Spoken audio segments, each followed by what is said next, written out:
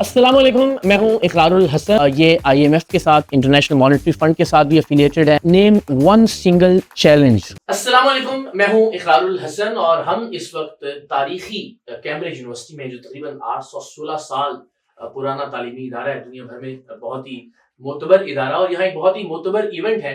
दुनिया के 65 ममालिक से यहाँ डेलीगेट्स मौजूद हैं। ग्लोबल बिजनेस सिम्पोजियम के ज़रिए इंतजाम यहाँ global leadership and business management certification programme जारी है, जहाँ बहुत सारे दानिश्वर, बहुत सारे स्टूडेंट्स, तलबा और तालिबात मौजूद हैं। तो हमारी कोशिश है कि उनसे कुछ लोगों से बात की जाए ताकि हम सब के लिए कुछ सीखने का मौका हो। तो इस वक्त हमारे साथ जो शख्सियत मौजूद है, उनका नाम है स्टीवन की। Steven, thank you so much for joining us.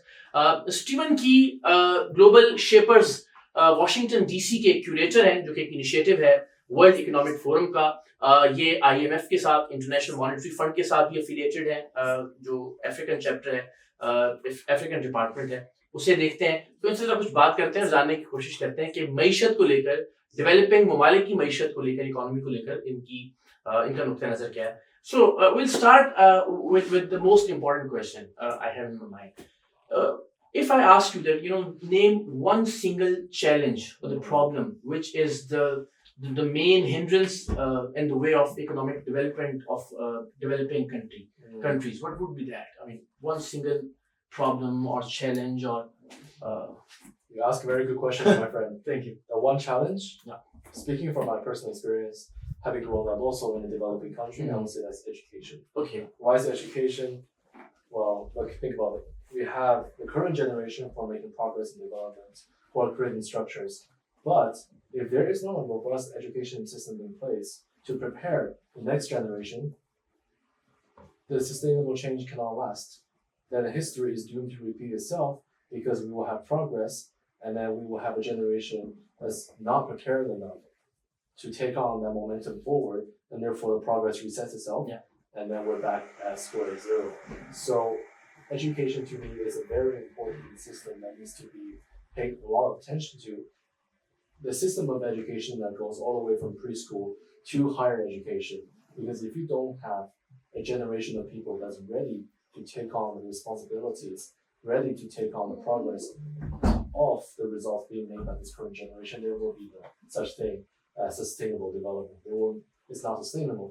It's just development. All right. So as a common man from a region where we hear a lot of things about IMF. I would like to know what IMF is basically. From where do IMF get funds from, and how on what conditions they lend money to the developing countries. Just a basic. Sure, yeah. Please. So that's a very fair question. The International Monetary Fund, the IMF, is one of the major international finance institutions, and it mainly has three mandates. The first mandate is what we call, people say they serve as a lender of last resort. Right? They provide monetary support in terms of capitals to countries who are experiencing economic issues, to countries who are experiencing balance of payment issues. Whenever a country has economic hardships, they request upon the IMF to provide them with temporary relief. Now, there are many different types of programs, what we call facility, within the IMF that the IMF can provide. And at the end of the day, it's something that is very specific based on the country that is requesting the IMF program and the specific negotiations. The second mandate is capacity building and technical assistance. What does that mean, right? A country is only as good as its experts who are in the governments and the ministries, right, carrying the momentum forward.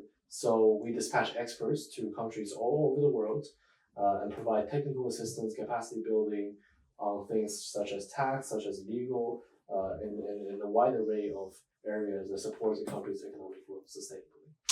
Now, the third, if I may, Please. Mandate is surveillance. Now, it sounds very strong, surveillance, but no, it's actually economic surveillance. Right. There's something that we call Article 4, which we all go to doctors, we go for doctors checkup a year as a country. Countries also need a checkup for their economic health. So the IMF also dispatches experts to countries to conduct these economic health checkups once a year, sometimes for a bit longer, but it's always a recurring theme. So those are the three mandates at the IMF. So how does how are World Bank and IMF are different from each other? When we talk about financial institution, we hear these two names: International Monetary Fund (IMF) and World Bank. So what is the difference between World Bank and IMF? Because they both lend money probably to the governments and states. So yeah, How different? the World Bank and IMF are sister institutions. Uh-huh. They're born out of the same agreement called the Bretton Woods Agreement that was established in the United States after World War II that gave birth to these two financial institutions. I think from a very high level, you can say the World Bank is a bank that's much more long-term. They're focused on long-term development projects, right? They do things such as they do social protection, they do water infrastructure, electricity, all kinds of infrastructure, and they provide not only loans but also grants as well to conduct projects.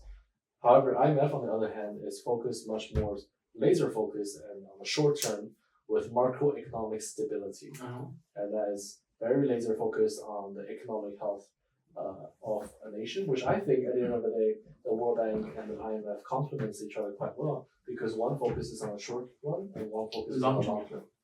So again, in very simple ways, can we say that IMF is a sort of sustainable organization or institution, or is it a profitable organization like any bank or other financial institution? That's a good question. Well, because the IMF is an international organization, it's definitely not something like Morgan Stanley or Goldman Sachs. Okay. The point of the IMF is not to make, in my opinion, my own personal humble opinion, as I don't think the role of an international organization is to make a profit. The role of an international organization is there to support this country and its people, so growth may be sustainable and long term. I think that's the end goal. All right. So one, a bit sort of hard question. I mean, the country I'm coming from, we think that IMF is something, when we make a deal with IMF, so afterwards we get a lot of pressure on a common man in kind of taxes, price hikes, and so what is basically the model when IMF lends some money to a country? Are there any conditionalities involved, and what kind of conditionalities are? It depends. Yeah. That's probably not the answer that you were hoping for, but the reality is depends. It depends very specifically on the country, state on the to situation, state, government to government. Yeah, you can take two IMF programs, none of them is the same. Okay. No two IMF programs ever the same. They always not even for the same country and for the same government. Because times change, right? Economic conditions change. So at the end of the day, it's really depending on what is going on at that time, what's happening with the economic health of the country, as well as the global economic health, who is in power, who's in charge, as well as the specific negotiation, what are their policies, what are their goals, essentially. And I would want you to please comment on the word corruption. I mean, do you believe that it is one of the biggest challenges which are being faced by the developing world? Globally, yes. I mean, I'm also a young person myself, right? I'm 22-year-old today, so seeing that with my first hand, growing up, I've seen corruption in my own country, and I think corruption is something that we should not be afraid to talk about because of just how deadly it is to the future of a country. If corruption is not properly combated, if we let corruption become institutionalized, then it serves as a vampire of growth. It's like a vampire sucks the blood of progress out from the country, because then you have people who are not there to look out for the common good of the people, of the citizens of the country. They're only there to look out for themselves. And you cannot have those people in positions of power. Right? I think that's something that doesn't apply to any nation. It's something that's universal across the world. Is people want good living. They want a roof over their head. They want their children to be happy. They want to afford things. They want to put food on the table. And corruption is truly an evil that really robs that from common people like you and I. That is true. So, with the pride that the founding team of this chain of events is from Pakistan, I'm very proud. But I would request you to please comment on these sessions we are having here in Cambridge. So, delegates from 65 countries across the world. How's the experience? Empowering, right? And like I said, there's also a young person sitting on the sidelines looking at over 65 nationalities coming together under one roof, right? We're both Asians, right? Asia is very big, but we're both Asians. We see how today is a day of uncertainties and division. But having over 65 nationalities coming together at Cambridge, a very renowned institution, shows the fact that collaboration is still possible. And not only is it possible, it's already happening with the next generation. So very empowering. Stephen, thank you so very much for your time. Thank you for Thanks your a lot. time. Thank you. Appreciate it. Done.